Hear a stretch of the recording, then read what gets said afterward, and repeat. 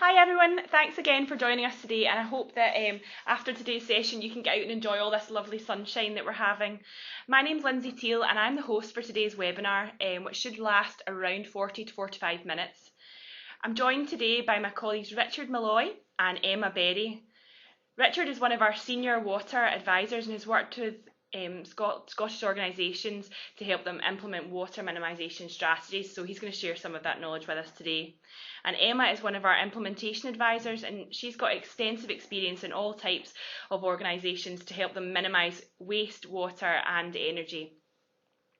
So during today's session, you'll see on screen now that there's a questions panel, and at any point you can direct your questions to me using this panel, and we'll stop at 2 points throughout the session to put those questions to Emma and Richard, and we'll try and get through as many questions as possible. You can also post your comments about the webinar or any questions that you want to be answered later on Twitter if you do use Twitter, and you can do that using the hashtag #ResWebinar, which is on screen now. And if you've got any problems with the slides or any audio problems throughout today's session, which hopefully you won't have, but if you do, just pop any comments in the questions box that you do see on screen there, and they'll come to me and I'll be able to hopefully correct anything. Okay, so that's just it from me just now, and I'll hand you over to Richard, who's going to run today's session. Thanks, Lindsay. Good afternoon, everybody, and thanks for taking the time to join us. As I know it's a beautiful day out there, so we'll try and keep it nice and concise so you can at least enjoy some of it. What I want to do today is to give you an overview of some of the drivers to save water and provide you with some useful tools and techniques to enable your organisation to better understand how and where you use water. And this helps you to pinpoint savings opportunities and also to track success as you go along. Finally, what I want to give you is a bit of a flavour of the Resource Efficient Scotland support that we have, which is available to you to help you implement those savings. So first of all, why should you actually save water? Well, water should be considered within your organisation firstly because it's key to the operation of all businesses. And it should also be considered as a commercial resource, because if you think about it, water coming into your organisation, you're paying for it. You're then using it in your organisation, i.e. you're processing it, but you're also adding value if you're heating it or treating it, and then you're paying for it again leaving your organisation. Therefore, you want to get the most out of it while it's on your site. In addition, there's lots of embedded energy within the supply network, and if you actually consider how much energy it must take to pump water to your site, pump wastewater away from your site, and then finally to treat it back to a suitable quality to allow it to be put back into a water course, allowing the cycle to then start all over again. So because there is so much embedded energy within water, it's fair to assume that as energy costs continue to increase, then chances are that water costs will also increase in line.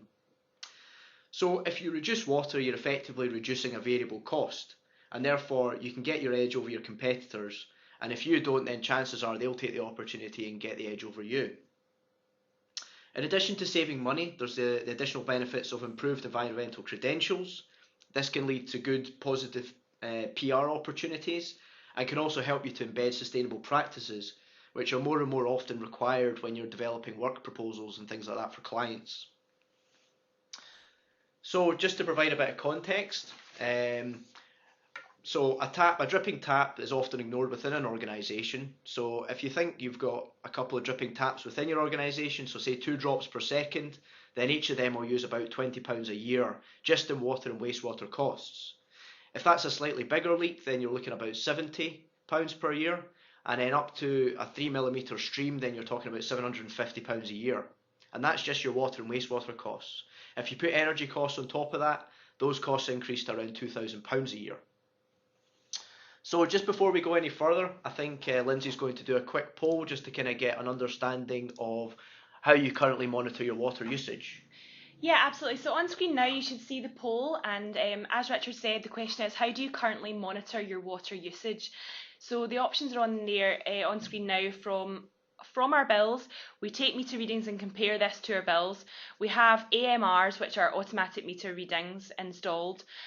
We have AMRs installed and we monitor the data, or we don't monitor water yet at all. So if you could just take your time to complete them, that will give us a really good understanding of kind of where you guys are all at.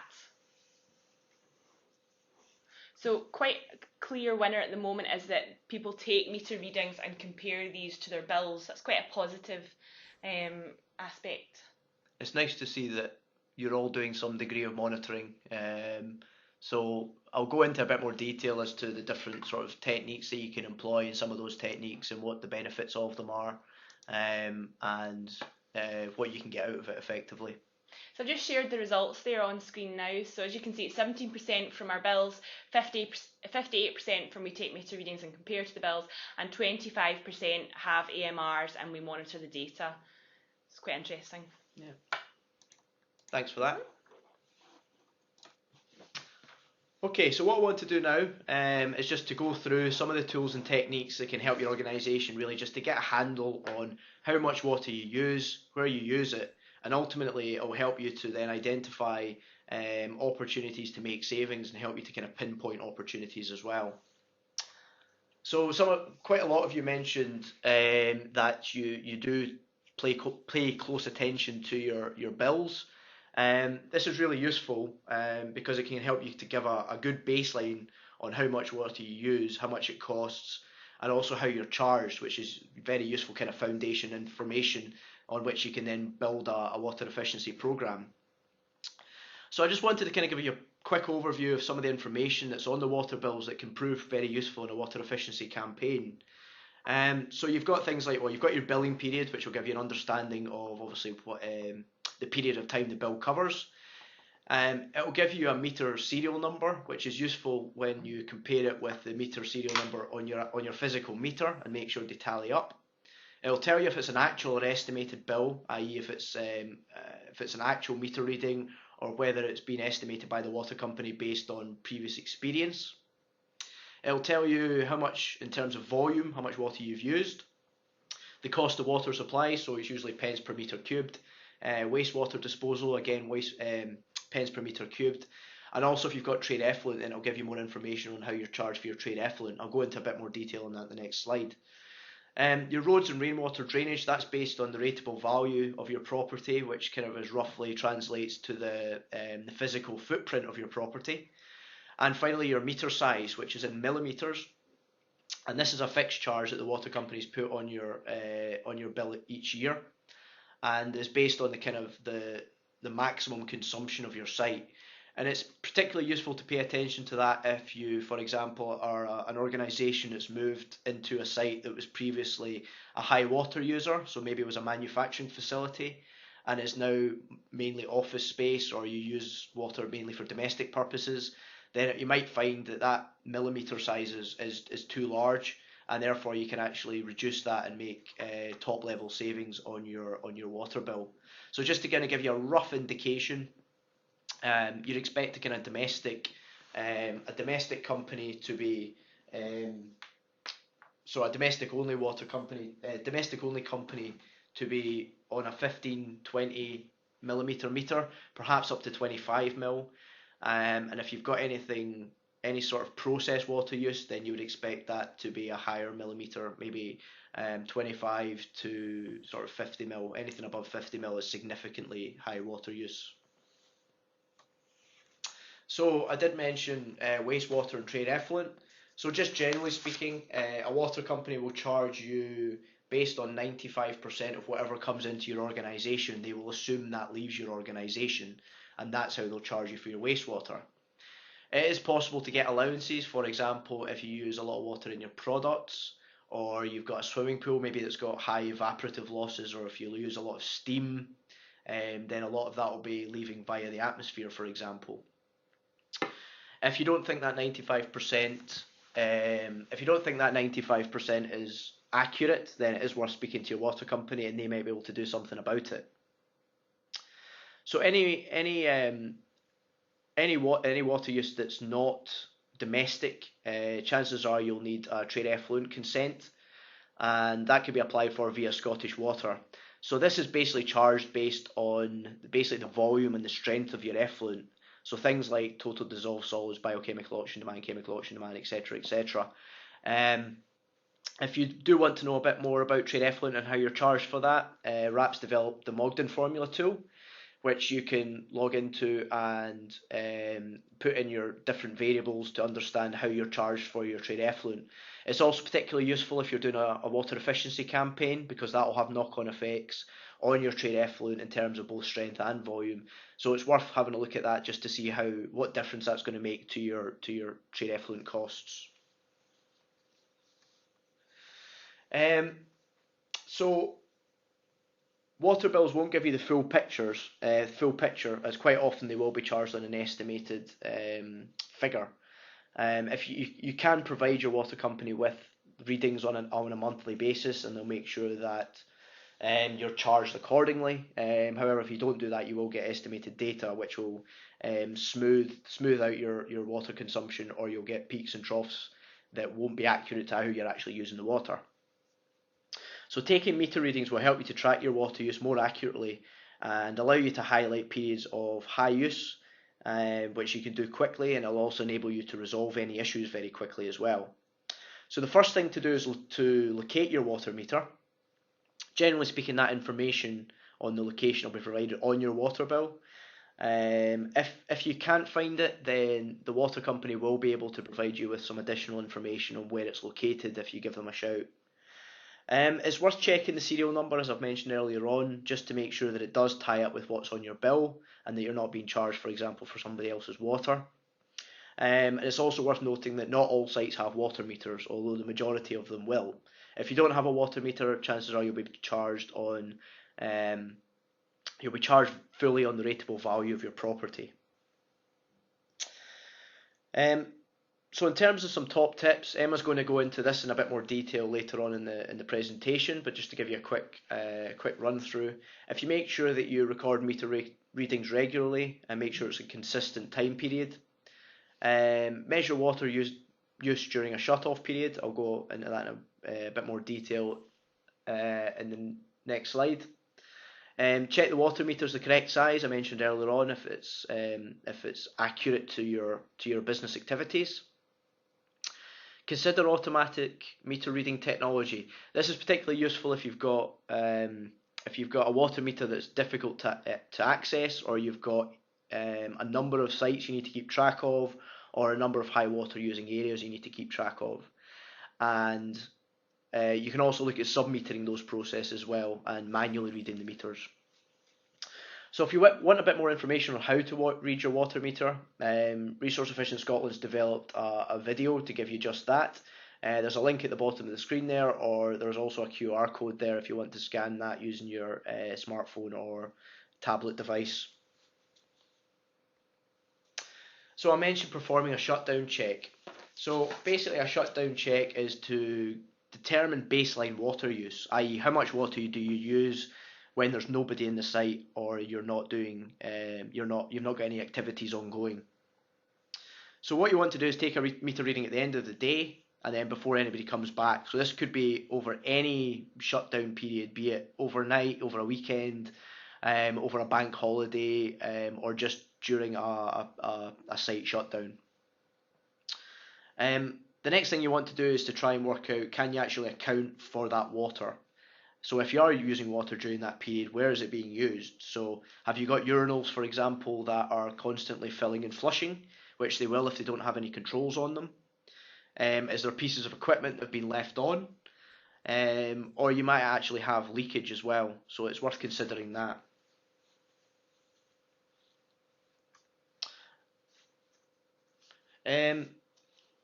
So the next thing you want to do, once you've collected some data on how much you use, a simple site walkaround check can help you to better interpret the figures. So I'll go quickly through sort of the process of that. So before you begin, the types of things you need: a notebook and pen, and a site walkaround checklist. Resource Efficient Scotland have very helpfully developed a site walkaround checklist, which gives you the areas that you probably want to look at. So the typical water using areas, and it allows you to kind of plan and sort of execute your walkaround in a sort of a structured method. Also a camera, it could be quite useful to take pictures just as either an aide-memoire, or also it can be used to develop business cases or to get senior management commitment and buy-in if you're showing these, if you're showing these opportunities via picture, it can be a lot more powerful. A site layout plan. If you've got a layout plan of your site, then you can use that to make sure you cover all areas within your site. And personal protective equipment is always worth checking with your health and safety officer or your health and safety department to check that there isn't any PPE requirements within a particular area of your site, and also that they're aware of what you're doing as well, just so that they're clued up. So that site walkaround checklist again is available via the Resource Efficient Scotland website. The link's at the bottom of the page, and I'm not sure if Lindsay mentioned, but we'll be sending the slides out to you all, so you'll have access to those links and those QR codes as well. So prior to carrying out your site walkaround, you want to make sure that key colleagues are available. So you might have a particular understanding of a specific area or specific department within your organisation, but chances are you're not going to have that holistic or in-depth sight into how every single process and every single activity within your site is run. So making sure that you have, for example, department heads or facilities managers or engineering people available, then it can make your job a lot easier and can give you that additional insight and can give you that additional viewpoint. You can use your site layout plan to make notes on potential improvements. So as you come across, you can make notes on your map, and further actions you can make a note of them on the back of the checklist as well. So what are the kind of things that you're actually looking for? Well, you're basically looking for areas of water use. And to kind of get a handle on how water is used on your site and what kind of consumption it's using, or particular areas or particular fittings are using, then you can measure flow rates. And all you need to really do with this is take round like an empty litre bottle of water and just time how long it takes to fill that, and then you can use that to come up with a flow rate, and then you can add in usage data, so how often it's used or for what period of time it's used, to build up a real picture of how water is used within that particular area or that particular fitting.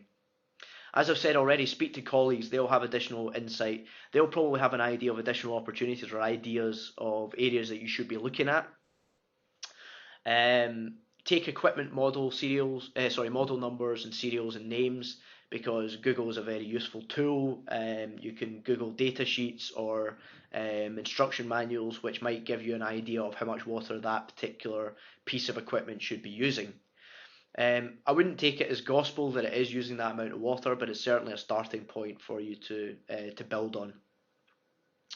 Also, if you know any areas of evaporation, so if you've got steam or particular areas where you're using a lot of hot water, or areas where you're using a lot of water in product, and again, it's just building up that picture of how and where you use water. And obviously noting any areas of improvement, so make note of any colleagues' ideas, and make your own notes as well in terms of what opportunities and what improvements might be on the cards, and then you can investigate them in more detail at a later date. So I think Lindsay's going to do another quick poll, so I'll pass on to her. Yeah, just before we move on, Richard's going to talk a little bit more about water mass balance, but we just wanted to understand whether or not you currently have a water mass balance. That's on screen now. So just the answer is yes, but it was done a few years ago, or no, we wouldn't really know how. So if you can just take a few moments to complete that poll, that would be excellent. So most people are selecting no, you wouldn't know how. So that's, I suppose you're in the right place. So hopefully by the end of today's session, you're going to be much more equipped to be able to do that.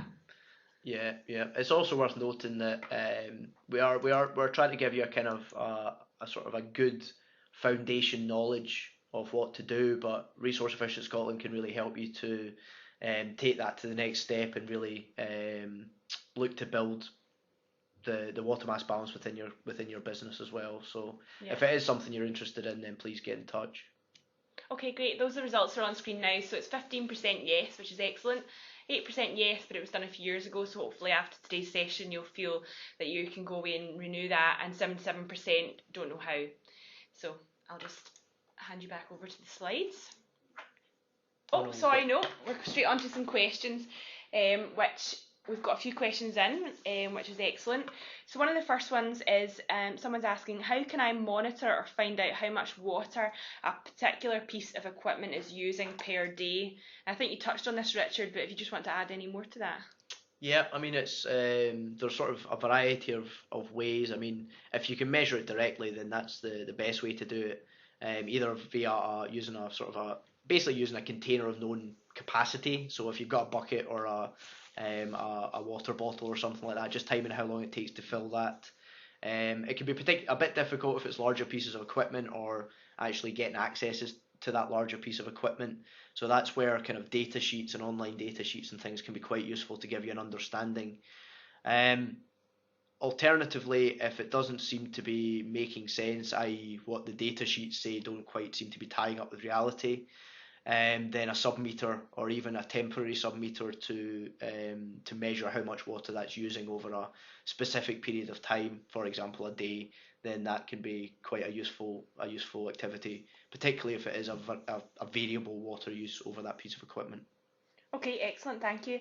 Another question is someone saying, when is an automatic meter reading worth being installed on site? It's well, basically, but automatic meter reading is particularly useful if you don't have the labour to read the meters, or if you have a lot of areas of high water use or a lot of different sites, and you're basically just trying to kind of keep track of what's going on with the water within your organisation. So investing in AMR can be particularly useful if it's going to be labour saving. Alternatively, it might be that your water meter is particularly difficult to access, or there might be health and safety issues related to that access. So AMR can be particularly useful from that point of view as well. Okay, great, and time for one more. We're finding it difficult to get senior management team on board with water initiatives. Have you got any suggestions to help get buy-in from them? I mean, it's all about, it kind of comes down to relating it to finance, really. So developing a business case. So looking at what the opportunities are. I mentioned as well taking photos as well, just to kind of show current practice. Kind of, picture paints 1,000 words, But tying it back to efficiencies and tying it back to finance and getting the finance director on board can be a particularly useful activity. Yeah, and again, we can help you do that as well. Resource Efficient Scotland can help you kind of identify where the opportunities might be, and actually we have the kind of the insight in the background to kind of to come up with a business case that you can then take to whoever you need to get on board. We've also got some good resources we've got a staff engagement kind of toolkit on the website, and there's some presentation templates as well, which could be a useful place to start if you're looking for a format to follow. So I think we've got a couple of other questions that have come in, but we'll stop at the end and we'll get Richard and Emma to answer them then. So we'll move on now to the next set of slides. Okay, so water bills and meter readings are really useful tools to examine how you're actually charged, but to take control of your water costs and your water usage, you really need to understand how your water is used on site and how that actually changes. So through regular monitoring, that can help you identify all these things, but it can also help you identify leaks and irregularities that are happening on your site. Another benefit from regular monitoring as well is it can actually identify if there is unauthorised uses of your water. So it could be that a neighbouring site is somehow using your water legally or illegally, and that can highlight it. So to put a monitoring programme in place, you need baseline data that you're allowed, or that allows you to track the improvements that you're making. It's like the old saying, if you don't measure it, then you can't actually monitor it, and you can't actually see what difference the improvements that you're putting in are actually making.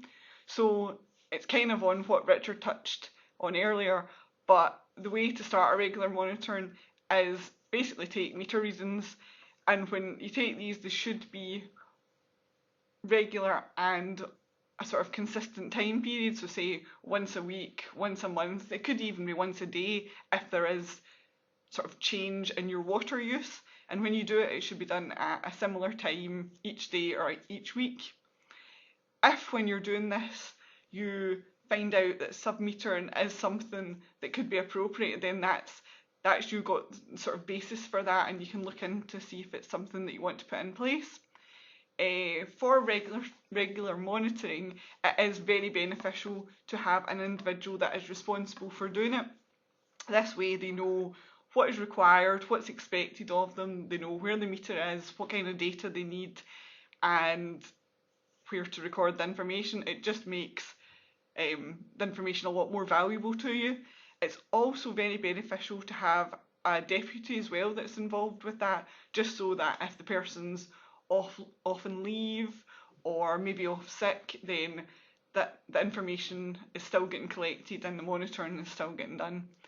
With this information as well, you should think about ways that you use it to track progress through maybe putting it against benchmarks or putting it against an appropriate key performance indicator, which we'll talk about later on. So Resource Efficient Scotland has developed a water use tracking spreadsheet which is available to download off the Resource Efficient Scotland website. It allows you to input your water readings, and from that it provides you with like a graphical output which you can use for reporting, you can use on your intranet, you can circulate it to staff to show the improvements that are taking place. Again, these slides will be getting sent out to you, but the link is at the bottom of the page. The spreadsheet is really easy to use. First